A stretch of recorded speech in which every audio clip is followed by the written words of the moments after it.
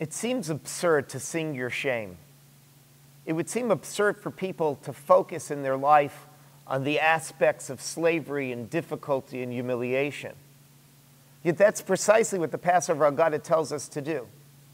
It tells us that we need to start the story bignut, talking about the shame, talking about the humiliation, talking about the trauma of slavery. And it's not just happenstance. It's actually meant to be emphasized.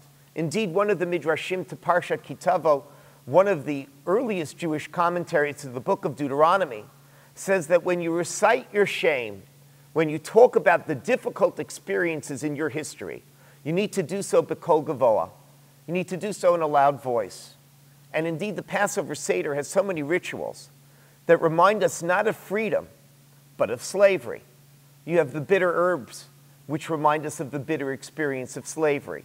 You have the charoset, which is a symbol of mortar. Even the matzah itself may be lechem oni, a poor man's bread, a reminder of the actual difficult bread, the poor bread, that Jews as slaves ate in Egypt. And so at the Passover Seder, we sit and we dip our bitter herbs of slavery into the mortar of slavery, and we wrap it in poor man's bread. We greatly emphasize the experience of slavery. We greatly emphasize our shame at the Passover Seder. And we have to wonder, why do we do that? Why do we want to relive traumas? And I think the answer is very simple. The road to leadership begins with singing your shame. The road to leadership begins with the experience of slavery. And actually, the Passover Seder, to some extent, is patterned on the life of Joseph. And indeed, the history of the Jews in Egypt is patterned on the life of Joseph. What is Joseph's life about? He starts out with dreams of being a leader. He wants to be a leader. What happens immediately after those dreams is that he is enslaved. He is sold down to Egypt, and ultimately in Egypt, not only is he a slave, but he is ultimately a prisoner in Egypt. And from this particular low station in life, Joseph rises and becomes the leader of Egypt. And when he meets his brothers again, he begins to understand that his responsibility as a leader is not simply to lead, but to provide for his brothers. And if you look at Joseph's life, it's ironic.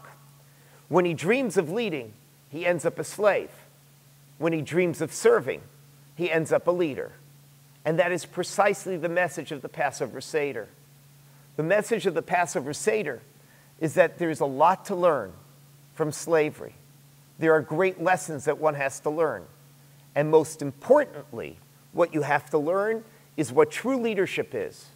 The Jewish people are asked to lead, but we're not asked to lead because that is simply a privilege that we're meant to get. That is not simply supposed to be an elevated status that was provided to us. Leadership requires service. The leader serves those that he leads. And that is the precise message of the Passover Seder.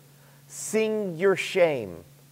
By remembering the humiliation of slavery, you remember the most important lesson of leadership.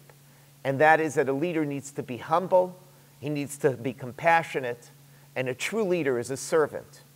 Servant leaders understand that when you sing your shame, you learn how to be a better leader, and you learn how to be a better person.